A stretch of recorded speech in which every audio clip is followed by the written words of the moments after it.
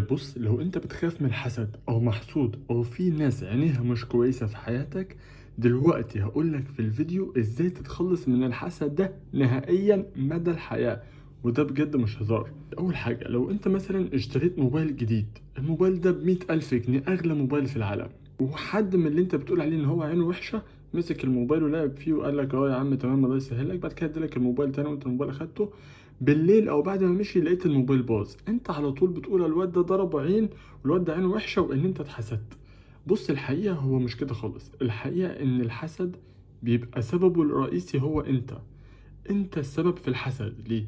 لان انت لما بتجيب حاجه غاليه جدا جدا جدا وبيطلع عينك عشان خاطر تشتريها، بتبقى حاسس ان الحاجه دي هي اغلى منك او الحاجه دي غاليه جدا جدا لدرجه انك بتفضلها عن نفسك، تحس ان الحاجه دي اغلى منك. فالمشكله في كده بكل بساطه برضو ان الموبايل اللي انت اشتريته غالي جدا ده ربنا هو اللي خلاك تجيبه، مش شطارتك ولا فهلوتك ولا اي حاجه.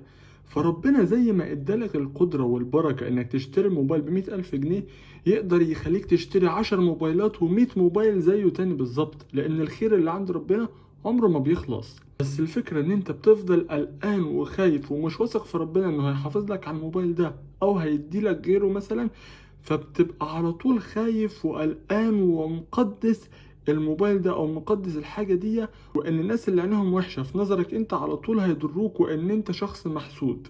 ودليل على كلامي مثلا واحد زي محمد رمضان، على طول بيعمل استوريهات وبيصور عربيات، واللي اقل عربية منهم تعمل لها 5 6 10 مليون جنيه، وبيتنطط فوق العربية وبيطلع لها بجزمته وبيروح بيها في أماكن شعبية ضيقة جدا وكلها مطبات ومش بيخاف ولا تتجرح ولا تتكسر ولا أي حاجة. عارف ليه؟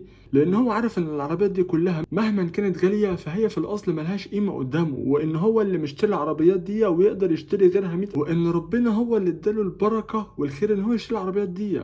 فبالتالي حاسس ان العربيه دي يعني حتى لو العربيه حصل لها حاجه، إيه المشكله؟ ما هو سليم وكويس ويقدر يصلحها ويقدر يشتري غيرها. عشان كده ما بيتحسدش. والناس المشاهير الاغنياء اللي معاهم فلوس كتير او اللي معاهم عربيات او معاهم اي حاجه مش بيتحسدوا بسبب ان هم عارفين ان كل الحاجات دي ملهاش اي قيمه اصلا، وان القيمه الحقيقيه في البني ادم نفسه. وطول ما انت مسلم امرك لربنا وعارف ومدرك ومتاكد 1,000,000% ان مفيش حاجه هتحصل ابدا غير باذن من ربنا، عمر ما حاجة هتضرك وعمرك ما هتتحسد.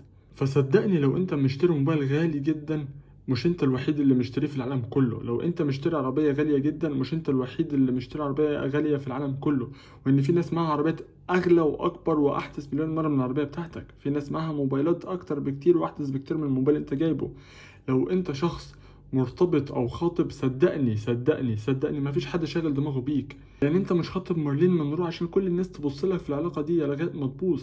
او لو انتوا مثلا متجوزين وخلفتوا بيبي صغير وتحط ايموشن على وش البيبي، فكده الحسد هيجي في الايموشن مش هيجي في البيبي. دي كلها تخاريف وخرافات اساسها هو الشيطان، انه بيحاول يضعف ايمانك بربنا مش اكتر.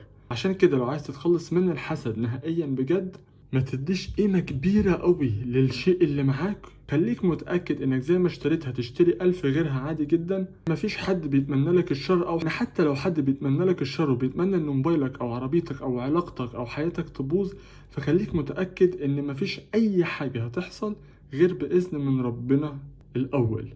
فمعنى ان حاجة تحصل لك وتقول اصل انت اتحسدت او فلان ده عينه وحشة هو اللي بوظ لك حياتك، او انت نزلت الاستوري دي فاتخانقت بعدها، دي كلها تخاريف وحيل من الشيطان بيضحك عليك بيها علشان خاطر يضعف ايمانك بربنا.